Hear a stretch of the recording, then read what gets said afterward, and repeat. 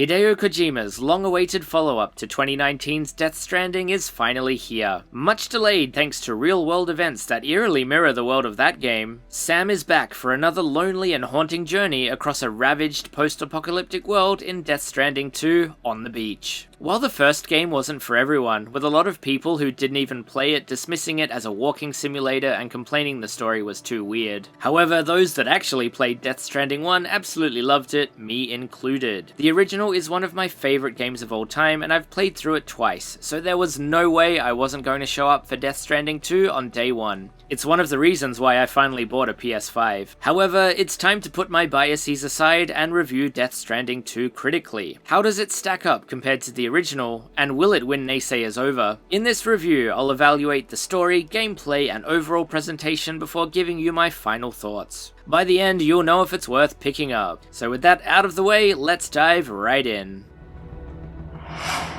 After uniting North America in Death Stranding 1, Sam is tasked with expanding the chiral network to Mexico and Australia. Reuniting with old characters and meeting a bunch of new ones, Sam's journey takes him to darker places than ever before. Now, I'm not going to spoil any of the story here because it's something you really ought to experience for yourself, but I will talk about the tone, pace, and characterization. First of all, emotionally speaking, this game is a tonal masterpiece. Death Stranding 2's story confidently runs the gamut of the entire spectrum of human emotion. This game has some of the saddest, most depressing storytelling beats I've ever experienced 1 minute, then hilarious, non-sequitur laugh-out-loud moments the next, followed up by dazzling dance sequences out of left field. Handled by any other studio or any other director, I can't see anyone pulling this off in the only way that Kojima can. This game straddles the line between engaging and absurd, and yet never fumbles or succumbs to tonal whiplash. The commitment to telling an all-encompassing cinematic and emotional story is what sets Kojima and Co apart from their peers, and this is absolutely an experience unlike any other. I realize this isn't for everyone, as I've seen a lot of people posting clips of the game without context on social media, complaining that the game is confusing or that Kojima has indulged too many of his own weird creative impulses. I totally understand that, as the story itself is somewhat confusing and requires you to really think for yourself and piece the more challenging aspects of it together. If you enjoy art house movies that you have to interpret for yourself, you'll love DS2. But if you're more of a crowd-pleasing superhero movie fan, you may find yourself frustrated by what's on offer here. And if you were put off by Death Stranding 1's narrative, don't go into 2 looking for any sort of clarification. 2 doubles down on the insanity of 1 and raises even more questions than it answers. But if you're a fan of Metal Gear Solid, Death Stranding 1, complex themes, and Kojima in general, you'll be very satisfied with the emotional and twisty story that is On the Beach. A solid mix of gut-wrenching, gut-busting, and gut-churning, this is a narrative masterpiece that will stick in your mind forever. However, when you get the best impulses of an auteur like Kojima, you also get the worst. And that really applies in terms of pace. DS2 is paced very inconsistently, which is to be expected in a cinematic game with long cutscenes, but it does get a bit egregious. As an early example, the first gameplay section is labelled Episode 1 with an arty intertitle that appears on screen, and that section lasts for about 4 hours. Then Episode 2's intertitle flashes on screen, and Episode 2 consists of just 5 minutes of cutscenes and no gameplay before you reach Episode 3.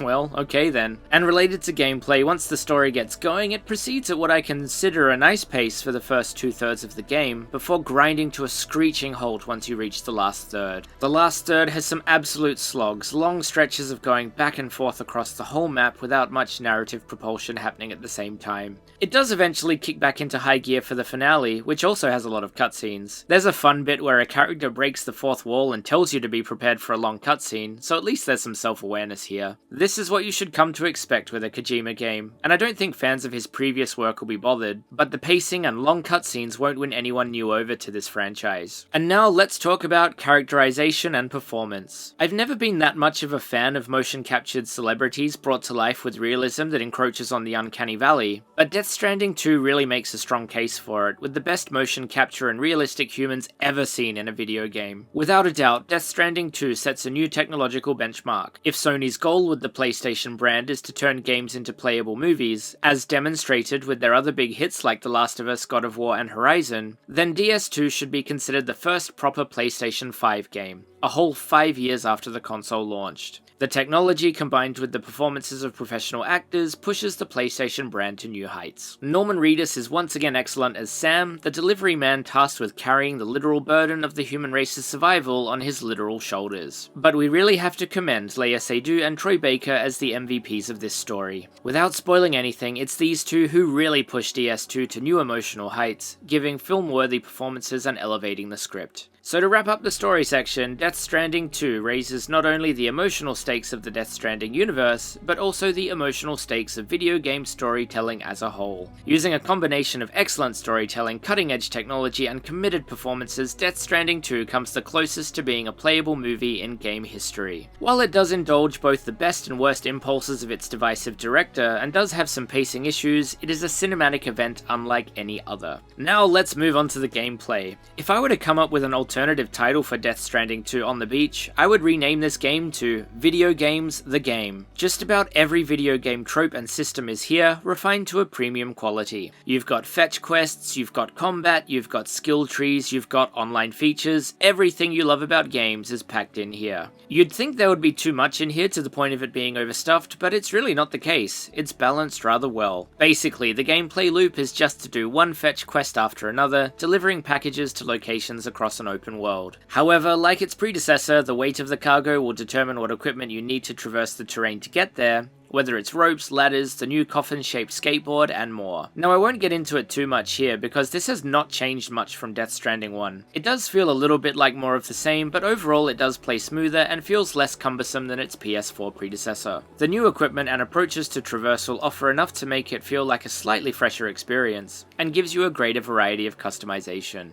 But if you didn't like the gameplay of DS1, nothing here will win you over. However, a bigger change this go round is a greater emphasis on combat. There are a lot more weapons to use when fighting enemies, and even though it's been ages since I played Death Stranding 1, 2's combat, especially while shooting, feels a lot more exciting and fun. DS2 has a greater emphasis on action than its predecessor and is all the better for it. There's nothing quite as satisfying as taking out huge bosses using grenade launchers and rocket launchers. The spirit of Metal Gear Solid is much closer to the surface of DS2 than DS1, and it's this focus on action that may win more people over to the Death Stranding series. While personally I'm not really into shooty bang bang games, DS2 is a rare exception because of how flawlessly it's done, controlling very smoothly and being thrilling to play. When it comes to the skill trees and other aspects that require navigating menus, I'm less excited by these. There's a lot of small text to read, and found in the skill tree you don't really need to select what to upgrade carefully as upgrades are negligible. So as long as you upgrade now and then, you'll be fine. There's not much strategy involved here. And then there's the online features. Your game will automatically be connected to the games of other players out there in the world, with equipment and installations like bridges and watchtowers built by players showing up in each other's games. This is such a fun feature and really ties into the overall theme of connection. It also means I didn't have to waste a lot of my resources to build towers or shelters as other players had already built them for me in useful areas. It makes the world feel that much more alive in many ways.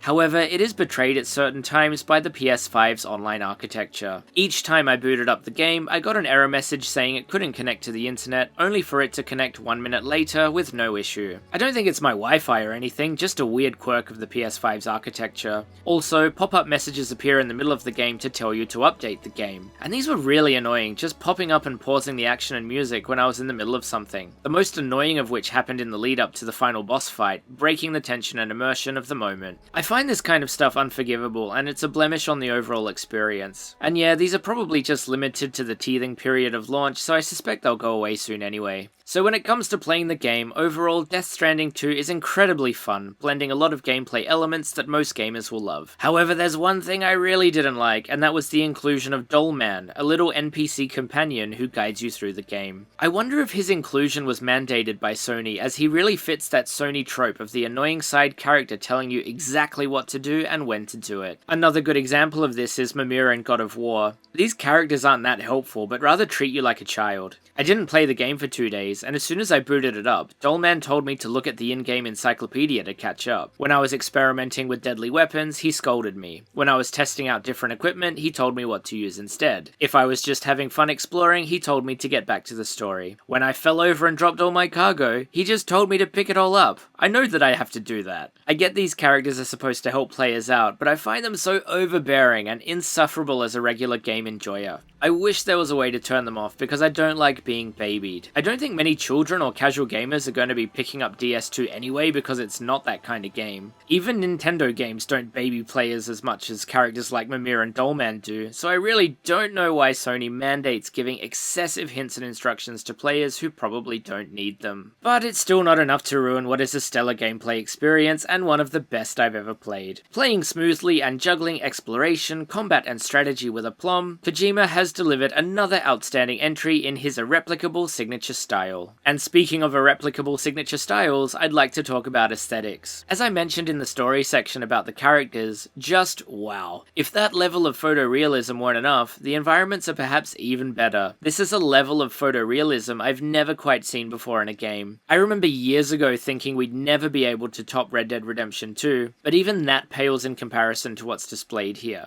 Maybe GTA 6 will surpass it next year, but Death Stranding 2 makes you feel like you are in the real world. I damn near shed a tear at how well the Australian environment was rendered, looking exactly like landscapes I grew up in, replete with local plants and animals like kangaroos. I live abroad now, so it was like stepping back in time. I know not everyone will have that experience, but it speaks to how spectacularly it's been done. And as for the music, like Death Stranding 1, Death Stranding 2 has given us a soundtrack for the ages. Ludwig Forssell delivers another cracker of a musical score, alternating between lonely pianos and bombastic orchestras. But it's the curated collection of vocal tracks that give this series its unique identity. There's nothing quite like a lonely trudge across a beautiful landscape when there's a sudden needle drop. The song title and artist appear on screen, so it's obvious Kojima really cares about music and cares deeply about what tracks he's chosen for his baby. Some artists have contributed original tracks for the game too, so the bespoke tracks are unlike anything else out there. Only Kojima can bring in not only world-class actors, but also musicians. It gives another handcrafted element to the overall experience. So now, let's wrap all of this up. Here are my final thoughts on Death Stranding 2 on the beach. Death Stranding 2 on the beach is, and I'm sure you're tired of me using the word by now, a masterpiece unlike any other. An emotionally gripping story combined with excellent gameplay served in the style that only Kojima can do. With photorealistic graphics that don't fall into the uncanny valley, and an outstanding soundtrack that includes original compositions and laser precision selections, Death Stranding 2 on the beach is a haunting, beautiful experience that will stick with you forever. While there are some pacing issues, a side character that babies you a little too much, and perhaps a few too many of Kojima's creative impulses not reined in enough, these are only slight blemishes on a fantastic 50+ hour experience. While haters of Kojima will not be won over, for the rest of us this game is an absolute no-brainer and the best PlayStation 5 exclusive published to date. I think it's Kojima's best game since Metal Gear Solid 3 and serves as a shiny capstone to his storied career. An absolute masterpiece and one of the best games of the year. So thanks for watching until the end. Have you played Death Stranding 2? Not gonna get it? Whatever your thoughts, let me know down below in the comments and I'll reply to you. For more game reviews like this, be sure to subscribe. So thanks again for watching and keep on keeping on.